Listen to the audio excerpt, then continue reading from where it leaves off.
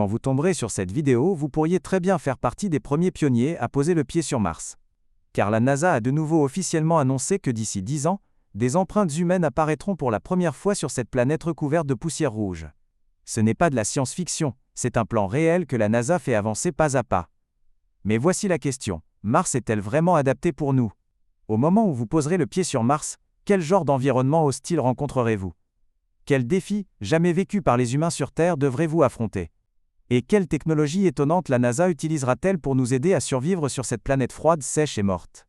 Ne vous inquiétez pas, dans cette vidéo je vous emmènerai voir par vous-même toutes les vérités que vous devez comprendre avant que l'humanité ne colonise Mars.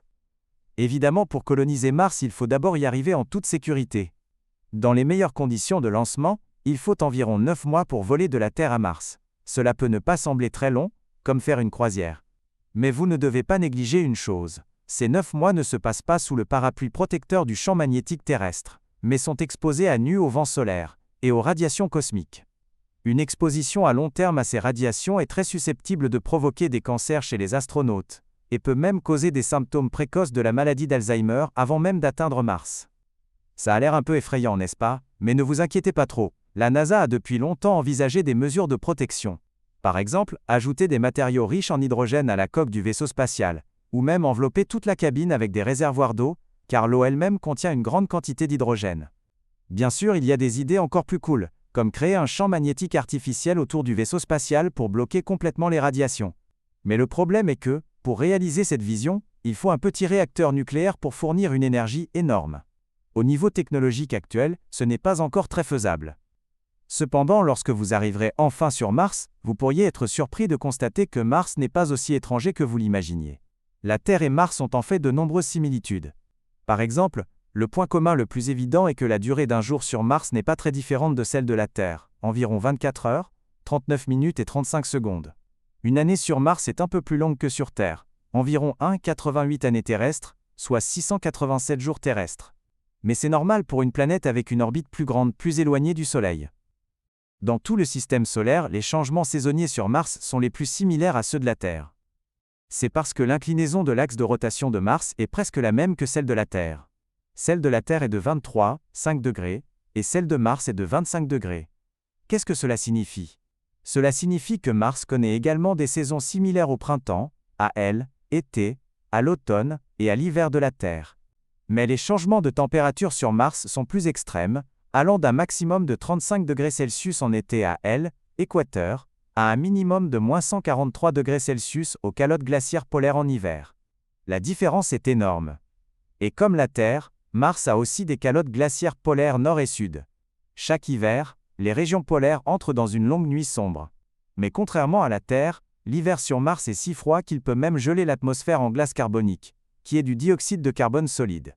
Cette glace carbonique s'accumule à la surface des calottes glaciaires, mais les calottes glaciaires elles-mêmes sont encore principalement composées de glace d'eau. La taille des calottes glaciaires de Mars change également avec les saisons. Vous pouvez même voir les énormes changements des calottes glaciaires de l'hiver et l'été à travers de courtes vidéos. Au fait, j'aime personnellement un petit détail sur Mars.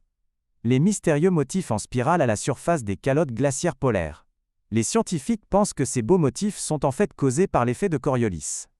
Mais la glace carbonique sur les calottes glaciaires ne reste pas là pour toujours.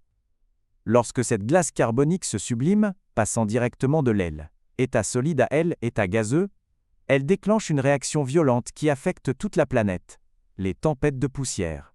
Si vous ne regardez que des photos, vous pourriez penser à tort que la surface de Mars est très calme, avec rien d'autre que de la poussière et des roches éparses. Mais si vous deviez y rester un certain temps, vous verriez bientôt un mur de poussière immense et épaisse, élevé à l'horizon. Vous pourriez penser que c'est similaire à une tempête de sable sur Terre, mais vous ne pouvez même pas imaginer l'ampleur de cette tempête. En fait, elle n'engloutit pas seulement une région, pas même un continent, mais la planète entière. Ce genre de super tempête de poussière mondiale éclate environ une fois tous les 3 ans martiens, soit environ tous les 5 ans terrestres. Une fois qu'elle apparaît, la poussière qui s'élève jusqu'au ciel bloquera complètement la lumière du Soleil pendant des semaines, voire des mois. Si l'humanité veut vraiment s'installer sur Mars à l'avenir, ce genre de super tempête de poussière est certainement un obstacle énorme. Et ce qui est plus gênant, c'est qu'à ce jour, nous ne sommes toujours pas entièrement clairs sur la cause de ces super tempêtes de poussière. Cependant, il convient de mentionner que Mars n'a pas toujours eu ces tempêtes de poussière mondiale. Il y a des milliards d'années, elle avait une atmosphère épaisse, et sa surface était même assez chaude pour permettre, écoulement d'eau liquide. Mais au fil des longues années, Mars s'est progressivement asséché, et son atmosphère s'est lentement échappée.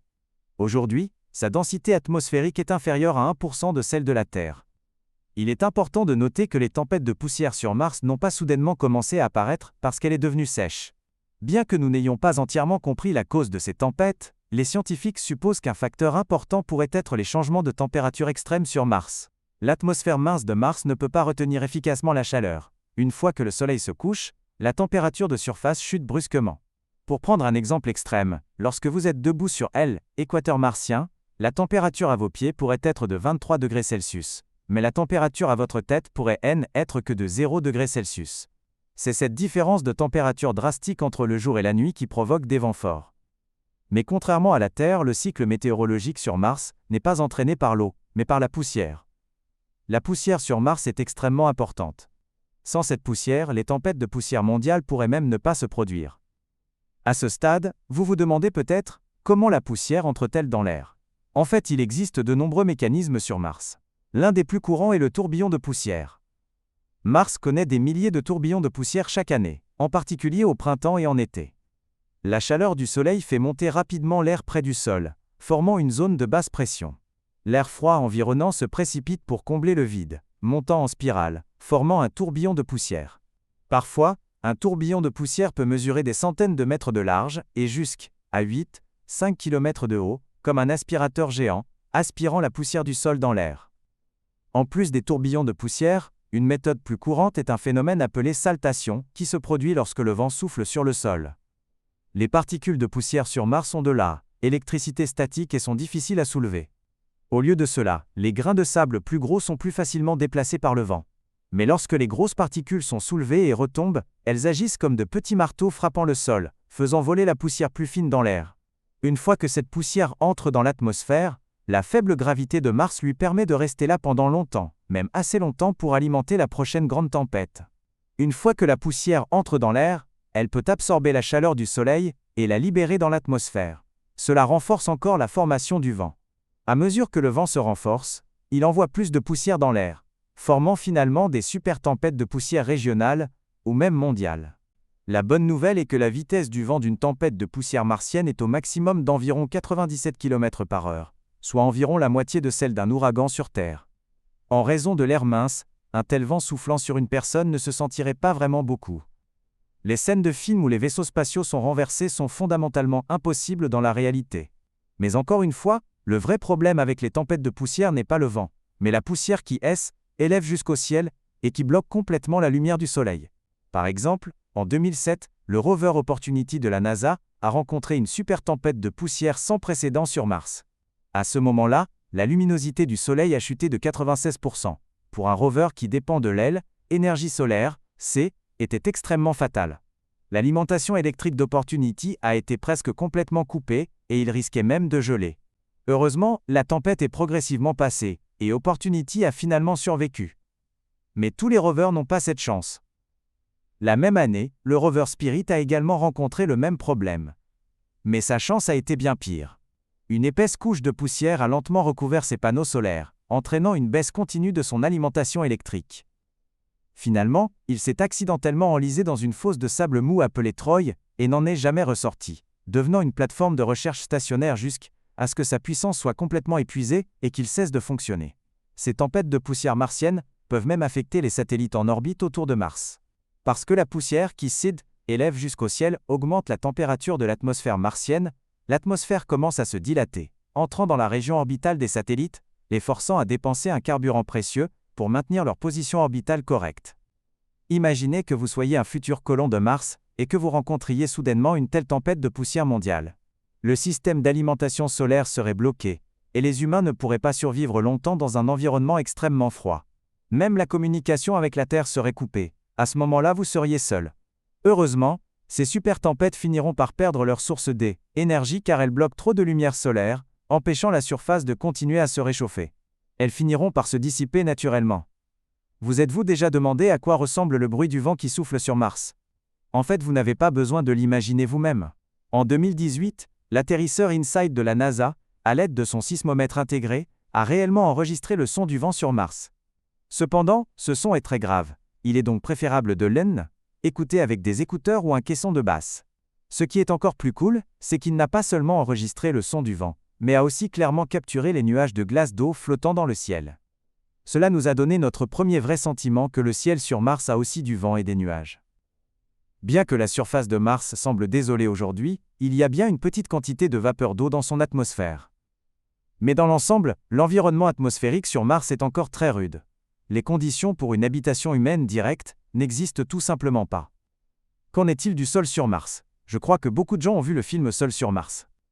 Le protagoniste, Whitney, a réellement cultivé des pommes de terre sur Mars en utilisant son sol. Une telle chose est-elle vraiment possible dans la réalité? Le sol sur Mars est-il adapté à la culture? Les plantes cultivées sur Mars seraient-elles nocives pour le corps humain si elles étaient consommées? En fait, le sol martien contient la plupart des nutriments nécessaires à la croissance des plantes, mais cela dépend aussi de l'emplacement spécifique. Tout comme sur Terre, certains endroits ont un sol fertile, tandis que d'autres sont stériles. Mais le sol martien est différent du sol que nous connaissons. C'est plutôt un tas de roches altérées qui n'a pas subi de modifications biologiques à long terme. En 2016, des scientifiques ont tenté de cultiver plus d'une douzaine de types de plantes, dont des tomates, des pois, des épinards et des radis, dans un sol martien simulé sur Terre. Les résultats ont montré que ces plantes pouvaient effectivement pousser. Le rendement était légèrement inférieur, mais il était bien meilleur que prévu. Cependant, la prémisse était qu'il fallait ajouter de l'herbe, ou une autre matière organique au sol comme engrais. Sinon ces plantes ne dureraient pas longtemps. Mais il y a un autre problème. Le sol martien contient une grande quantité de perchlorate de calcium. Consommer trop de cette substance est toxique pour le corps humain, et peut également nuire aux plantes elles-mêmes. Cependant, le perchlorate de calcium n'est pas entièrement inutile. Il peut absorber l'humidité de l'air et libérer de l'oxygène. C'est en fait une excellente nouvelle pour la future colonisation humaine de Mars. À l'avenir, lorsque nous cultiverons des plantes sur Mars, ce ne sera pas seulement pour l'autosuffisance alimentaire, mais aussi parce que les fruits et légumes frais sont riches en antioxydants, qui peuvent améliorer l'humeur humaine et même aider à résister aux radiations spatiales. Donc, si vous voulez vraiment devenir un agriculteur martien qualifié à l'avenir, le problème du sol est une question clé qui doit être résolue. Bien sûr, pour survivre longtemps sur Mars, il ne suffit pas de savoir cultiver. Vous devez également utiliser diverses technologies de pointe pour surmonter l'environnement hostile de Mars. Par exemple, l'atmosphère mince de Mars. Autrefois, les gens pensaient toujours qu'il était impossible de voler dans un tel endroit. Mais la NASA n'y a pas cru. Ils ont construit un petit hélicoptère martien nommé Ingenuity. Il est particulièrement léger et utilise des pales en fibre de carbone. En seulement 3 ans, il a réussi à voler 72 fois et a pris de nombreuses photos étonnantes de Mars. Cela prouve que tant que la technologie est utilisée au bon endroit, tout ce qui est impossible peut devenir possible. En plus des hélicoptères, il existe une façon encore plus cool d'explorer: envoyer des robots. Vous avez probablement entendu parler des rovers Spirit, Opportunity et Perseverance, et même du rover chinois Zhurong. Ces rovers ont tous 6 roues, sont grands et conviennent à l'exploration sur de longues distances. Mais le problème est qu'ils peuvent facilement s'enliser dans un sol mou. Par exemple, Spirit s'est enlisé et n'en est jamais ressorti. À ce stade, les avantages des robots à pattes comme Spot, développés par Boston Dynamics, deviennent évidents. Un chien robot à 4 pattes peut non seulement franchir facilement les obstacles, mais aussi atteindre des vitesses de près de 6 km/h. Il dispose d'une IA intelligente. Il vous suffit de lui indiquer la destination, et il peut planifier l'itinéraire lui-même. Il peut également éviter les obstacles de manière autonome, et même se relever s'il tombe. La NASA prévoit même d'envoyer une équipe de robots comme Spot à l'avenir pour explorer de manière autonome les grottes sur Mars, car les grottes peuvent bien préserver des informations précieuses, et peuvent même préserver des traces de micro-organismes. Plus important encore, les grottes peuvent également bloquer efficacement les radiations, et pourraient même devenir le meilleur habitat pour la colonisation humaine à l'avenir. C'est juste que l'environnement de ces grottes est inconnu et complexe, et les signaux seront bloqués par les roches. Cela nécessite que les robots aient la capacité d'explorer de manière totalement autonome. Mais encore une fois, les humains qui s'installeront réellement sur Mars à l'avenir doivent être complètement autonomes. Pensez-y, même passer un appel téléphonique à la Terre prendrait au moins quelques minutes. Sans parler des urgences. Personne ne peut prendre de décision pour vous. Vous devez compter sur vous-même pour tout. Si les colons réussissent à atterrir sur Mars, où vivront-ils? Ce pourrait être dans les régions des calottes glaciaires polaires, ou dans un endroit comme le cratère de Korolev. Ils pourraient même choisir être près de la couche de pergélisol souterrain. Après avoir choisi un emplacement, ils doivent également construire des maisons à l'avance en utilisant des robots, par exemple, en utilisant la technologie d'impression 3D, pour construire des maisons directement à partir du sol martien mélangé à de la glace d'eau, puis en les recouvrant d'une épaisse couche de sol pour bloquer les radiations. Lorsque les colons arriveront réellement, ils devront également résoudre l'approvisionnement en eau, en air et en nourriture, par exemple, en produisant de l'oxygène par électrolyse de l'eau, en extrayant de l'eau potable de la glace, et en même temps, en cultivant des plantes. Tout cela ensemble peut former une colonie véritablement autonome. Bien sûr, la vie sur Mars ne sera certainement pas facile. Rester dans un espace confiné pendant une longue période, côtoyer les mêmes quelques personnes tous les jours, et une alimentation monotone provoqueront un grand stress mental. Et l'environnement à faible gravité entraînera également de graves problèmes de santé, tels que l'ostéoporose, l'atrophie musculaire, et même une altération de la vision. Cependant, malgré les difficultés, chaque fois que la NASA recrute publiquement des volontaires pour la colonisation, les candidats sont toujours nombreux. Après avoir vu tout cela, pensez-vous que l'humanité pourra finalement établir une colonie sur Mars? Êtes-vous prêt à être l'un des premiers explorateurs de Mars? Ou ces difficultés vous ont-elles déjà effrayé? Quoi qu'il en soit, ce jour pourrait arriver plus tôt que vous ne le pensez. Peut-être même de notre vivant.